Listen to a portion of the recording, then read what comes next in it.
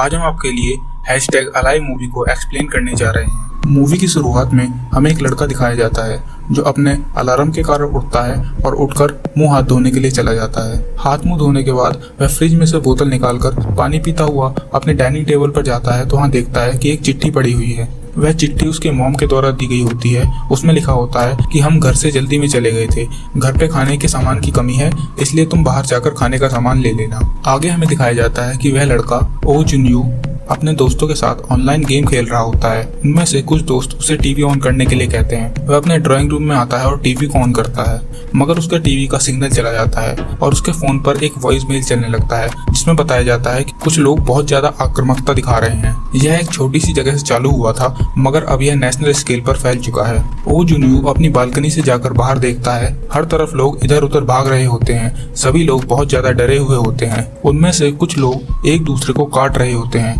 तभी ओ जुनू के अपार्टमेंट का गेट नॉक होता है। ओ जुनू जैसे ही गेट को खोलता है, गेट के अंदर से जबरदस्ती एक लड़का घुस आता है। ओ जुनू उससे पूछता है कि वह कौन है, तो वह बताता है कि वह उसका पड़ोसी है और कुछ दिन पहले ही वह इससे मिला था। ओ जुनू कहता है कि मुझे इससे कोई मतलब नहीं और उसे बाहर जाने के लिए कहता है, मगर वह लड़का ओ जुनू से कहता है कि बाहर बहुत ज्यादा प्रॉब्लम है, मेरा भाई भी इस चीज का शिकार हो चुका है। तो इस पर ओ जुनू कहता है कि तुम्हारे साथ जो हुआ उसका जिम्मेदार मैं नहीं हूँ, अगर तुम्हें कोई प्रॉब्लम है तो तुम्हें पुलिस को कॉल करना चाहिए। मगर वह लड़का ओ जुनू से उसका बाथरूम यूज करने के लिए कहता है। इस बात पर ओ जुनू मान जाता है और कहता है कि जल्द से जल्द यहाँ से चले जाना। तभी टीवी में सिग्नल आता है और न्यूज चलने लगती है कि यह सब एक इन्फेक्शन की वजह से हो रहा है, जो कि बहुत तेजी से पूरे शहर में फैल चुका है।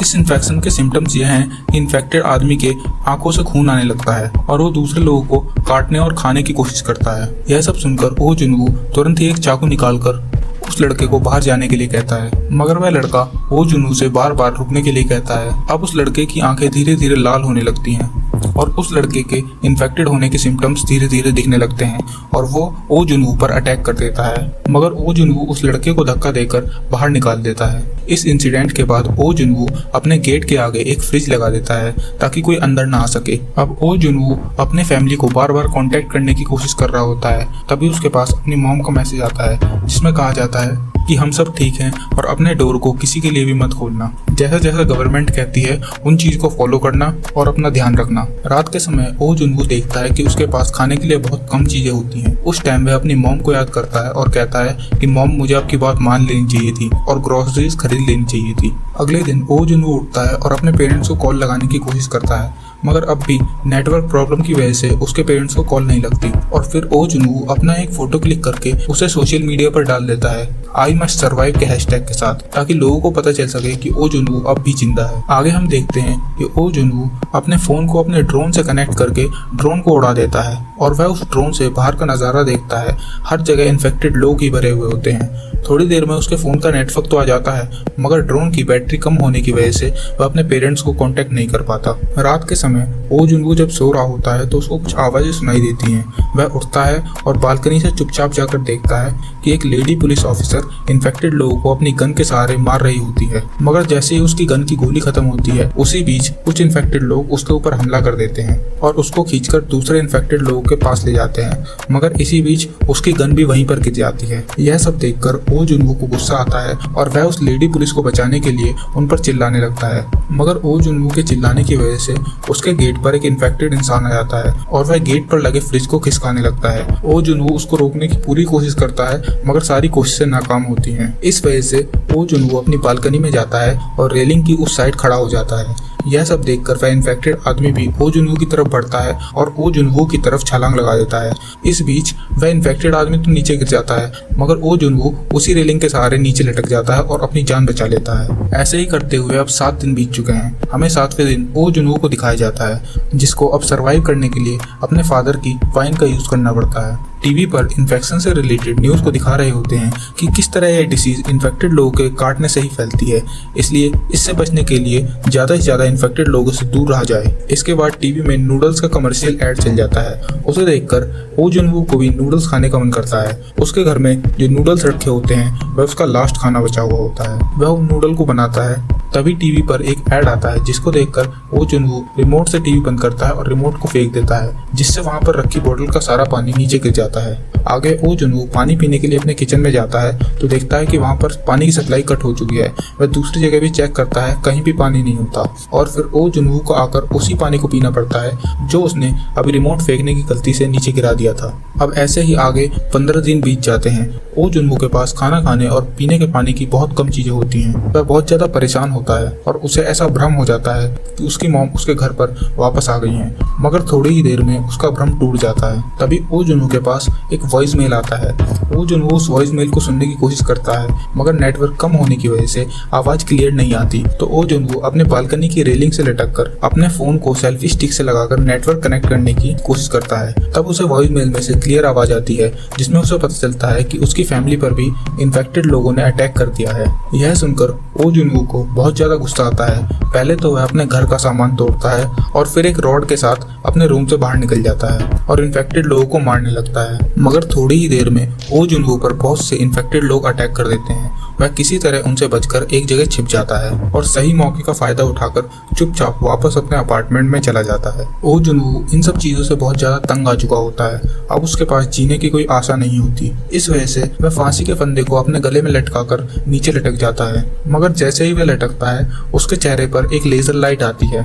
वह लाइट उसके लिए एक उम्मीद की किरण होती है। उस लाइट को देखकर वह अपनी फांसी के फंदे को खींचकर ऊपर से तोड़ देता है और अपनी जान बचा लेता है। वह बाहर जाकर देखता है तो उसे पता चलता है कि वह लेजर लाइट उसके सामने वाले अपार्टमेंट से एक लड़की मार रही होती है। ओ जुनवू उससे बात करने की कोशिश करता है, मगर वह लड़की शोर न मचाते हुए ओ जुनवू से अगले दिन सुबह 7 बजे मिलने का कहती है और अपने अपार्टमेंट में चली जाती है। आगे हमें उस लड़की का अपार्टमेंट में दिखाया जाता है। उसने कुर्सी को ऊपर लटकाकर एक सिस्टम तैयार कर रखा होता है ताकि कोई भी इन्फेक्टेड पर्सन आए तो वह कुर्सी उसके ऊपर गिर जाए और उस लड़की की जान बच जाए। और हमें दिखाया जाता है कि वह लड़की बहुत ज्यादा काइंड है। वह थोड़े से बचे हुए पानी को खुद भी यूज करती है और अपने प्लांट्स को भी देती है। हमें अगली सुबह दिखाया जाता है। ओ जुनवू उठता है और देखता है कि सुबह के 11 बज चुके हैं। वह बाहर आता है, उस लड़की का अपार्टमेंट की तरफ देखकर निराश हो जाता है, मगर वह लड़की बाहर आती है और अपनी घड़ी की तरफ इशारा करती है। इस पर ओ जुनवू उससे माफी मांगता है और फोन के सहारे उस लड़की को अपना नाम बताता है और वहीं लड़की भी इसी तरह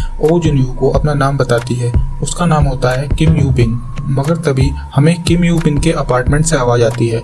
वह कुछ देर के लिए अंदर आती है और फिर बाहर आकर और ओ जुनवू से 7 बजे मिलने के लिए कहती है। फिर आगे हमें किम यू बिन के अपार्टमेंट में दिखाया जाता है कि एक इन्फेक्टेड आदमी उसी कुर्सी में फंस जाता है जो किम यू बिन ने लगाई हुई होती है और फिर किम यू बिन अपनी कुल्हाड़ी से उस आदमी को मार देती है। उसी शाम को हमें दिखाया जाता है कि बारिश हो रही होती है और उस बारिश के पानी को किम यू बिन और ओ जुनवू दोनों के दोनों कंजर्व कर लेते हैं। तभी किम यू बिन अपनी दूरबीन से देखती है कि 8th फ्लोर बिल्कुल खाली होता है। अगले दिन ओ जुनवू 6:50 पर ही उठ गया होता है, मगर भूख की वजह से उसके पेट में बहुत ज्यादा दर्द होता है। यह देखकर किम यू बिन उससे पूछती है कि क्या तुम भूखे हो, और इस पर ओ जुनवू कहता है हाँ। और ओ जुनवू की मदद के लिए किम यू बिन एक बॉल में रस्सी को बांधकर ओ जुनवू की तरफ फेंकती है, मगर वह बॉल ओ जुनवू तक पहुंचने से पहले ही नीचे गिर जाती है। इसका उपाय ओ जुनवू निकालता है और एक रस्सी को अपने ड्रोन के सहारे बांधकर उसको किम यू बिन की तरफ भेज देता है, जिससे उन दोनों अपार्टमेंट के बीच एक पैसेज बन जाता है। उस पैसेज के सहारे किम यू बिन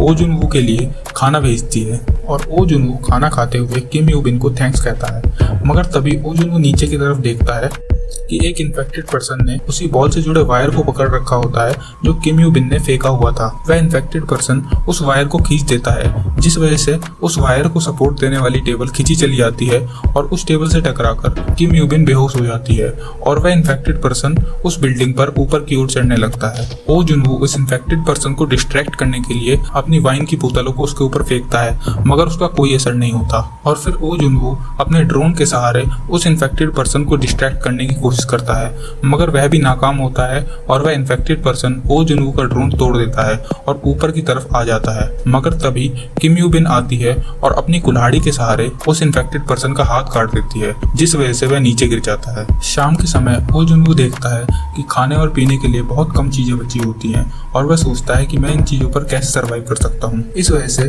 वह रात को पूरी तैयारी के साथ अपने अपार्टमेंट से बाहर निकलता है ताकि वह बाहर जाकर कुछ खाने पीने की चीजों को इकट्ठा कर सके। वह बचता हुआ अपने नेबर के अपार्टमेंट में जाता है वहाँ पर उसे बहुत सी खाने की चीजें और अपनी जरूरत की चीजें मिल जाती हैं। मगर जाते हुए उस पर एक इन्फेक्टेड आदमी हमला कर देता है, मगर ओ जुनवू किसी तरह से उससे बचकर अपने अपार्टमेंट में भाग कर आ जाता है। अपने अपार्टमेंट में आकर पहले कुछ खाता है, कुछ खाना और एक वॉकी टॉकी जो कि उसको वहीं पर मिला था, उसको एक डब्बे में पैक करके किम यू ब्लू के पास उस रस्सी के सहारे भेज देता है। अगली सुबह हमें दिखाया जाता है किम यू ब्लू ओ जुनवू से उस वॉकी टॉकी की हेल्प से बात कर रही होती है। वो दोनों वॉकी टॉकी की मदद से एक दूसरे से बात करते हैं, एक साथ ही नूडल्स बनाकर खाते हैं। आगे हमें दिखाया जाता है कि जब वो दोनों वॉकी टॉकी पर बात कर रहे होते हैं, उसी टाइम ओ जुनवू को ऐसा लगता है कि बारिश हो रही है। ओ जुनवू और किम यू बिन बाहर आकर चेक करते हैं, वहाँ पर कोई बारिश नहीं होती, बल्कि इन्फेक्टेड लोग पूरी बिल्डिंगों में भाग रहे होते हैं, जिस वजह से ऐसी आवाज आती है। यह सब देखकर वो दोनों डर जाते हैं और चुपचाप जमीन पर लेट जाते हैं।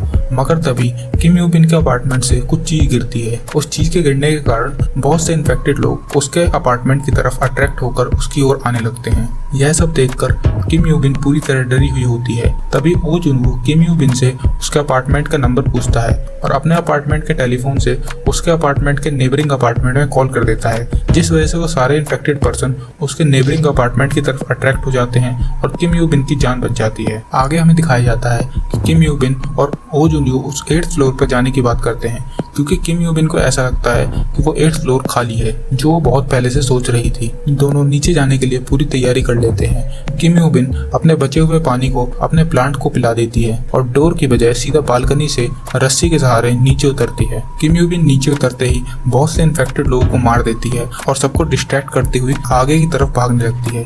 यह सब देखकर ओ जुनवू भी बहुत ज्यादा हैरान हो जाता है। आगे भागते भागते वह उस गन को भी उठा लेती है जो उस पुलिस लेडी ने बहुत पहले नीचे गिर दी थी। मगर उसी बीच उसके ऊपर एक इन्फेक्टेड पर्सन अटैक कर देता है, मगर तभी ओ जुनवू आकर उसको बचा लेता है और वो दोनों एक साथ उस बिल्डिंग की ओर भागने लगते हैं। वो उस बिल्डिंग तक पहुंच जाते हैं और उस बिल्डिंग के कांच के मेन डोर को बंद कर देते हैं और वो दोनों लिफ्ट के सहारे ऊपर चले जाते हैं। वहां पर जाकर वो देखने लगते हैं कि कौन सा अपार्टमेंट खुला हुआ है, मगर तभी उन्हें एक इन्फेक्टेड पर्सन दिखाई देता है और उसके पीछे पीछे बहुत सारे इन्फेक्टेड पर्सन आ जाते हैं। ओ जुनवू उन सबको लोहे के गेट से रोकने की कोशिश भी करता है और वहीं दूसरी तरफ किम यू बिन बाकी सब गेट्स को चेक करती है।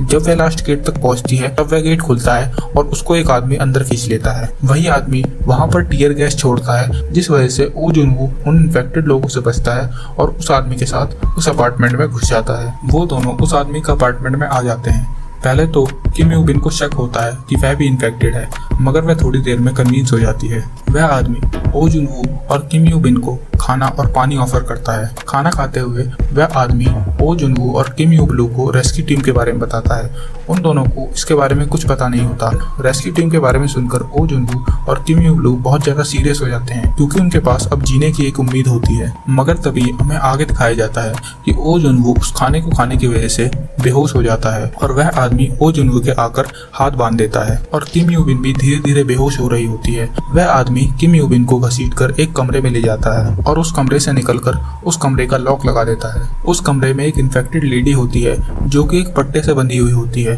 और वह पट्टा उस आदमी के कंट्रोल में होता है। वह आदमी उस पट्टे को धीरे धीरे छोड़ रहा होता है और वह infected lady Kim you been की तरफ धीरे धीरे बढ़ रही होती है। फिर वह आदमी बोलता है कि यह उसकी वाइफ है और यह बहुत दिनों से भूखी है, उसने बहुत दिनों से कुछ नहीं खाया, इस वजह से उसकी भूख मिटाने के लिए उसे यह सब करना पड़ता है। मगर तभी ओ जुनवू पीछे से खड़ा हो जाता है और गन पॉइंट पर उस आदमी को किम यू बिन को छोड़ने के लिए कहता है, मगर वह आदमी नहीं मानता और उस पट्टे को छोड़ देता है। ओ जुनवू भागता हुआ आता है और उस पट्टे को अपनी तरफ खींचने लगता है, मगर बहुत कोशिश करने के बाद भी ओ जुनवू उस पट्टे को नहीं खींच पाता और वह पट्टा अंदर चला जाता है और वह औरत किम यू बिन पर अटैक कर देती है। शुरुआत में अंदर से बहुत तेज तेज आवाजें आने लगती हैं और फिर सब कुछ शांत हो जाता है। वह आदमी अंदर देखने के लिए उस कमरे का लॉक खोलता है, मगर तभी किम यू बिन उस इन्फेक्टेड लेडी का सर कपड़े से ढककर उसको बाहर लेकर आती है और फिर उसको उसके पति के ऊपर ही छोड़ देती है। वह इन्फेक्टेड लेडी उस आदमी को काटने लगती है। इसके बाद किम यू बिन उस गन की मदद से उस लेडी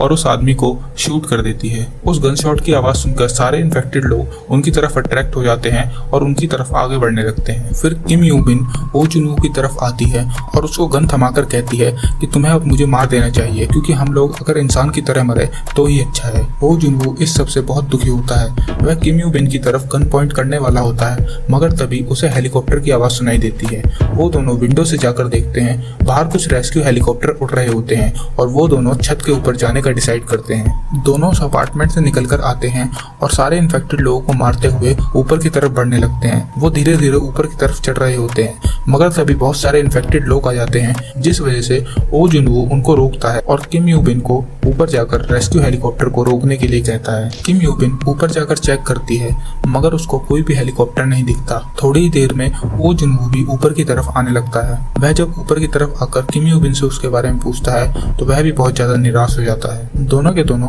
मदद के लिए चिल्लाने लगते हैं और तभी बहुत सारे इन्फेक्टेड लोग ऊपर लगे गेट को खोलकर उनकी तरफ बढ़ने लगते हैं। ओ जुनवू अपनी गन के सहारे उनमें से 2 इन्फेक्टेड लोगों को मार भी देता है, मगर वे लोग गिनती में बहुत होते हैं। तभी पीछे से एक रेस्क्यू हेलीकॉप्टर आता है जिसमें 2 गनमैन भी होते हैं। वो दोनों इन्फेक्टेड लोगों को मारकर किम यू बिन और ओ जुनवू को बचा लेते हैं। आगे हमें एक वॉइस से पता चलता है कि लगभग 50,000 से ज्यादा लोग इस इन्फेक्शन से इफेक्टेड हुए हैं और ओ जुनवू को रेस्क्यू करने के लिए वह टीम इसलिए आई होती है क्योंकि अथॉरिटीज द्वारा उन सोशल मीडिया पोस्ट को चेक किया जा रहा था ताकि जो फंसे हुए लोग हैं उनकी जान बच सके, और उसी सोशल मीडिया पोस्ट की वजह से किम यू बिन और ओ जुनवू की जान बची होती है। और फिर लास्ट में हमें ओ जुनवू की वही सोशल मीडिया पोस्ट को दिखाया जाता है।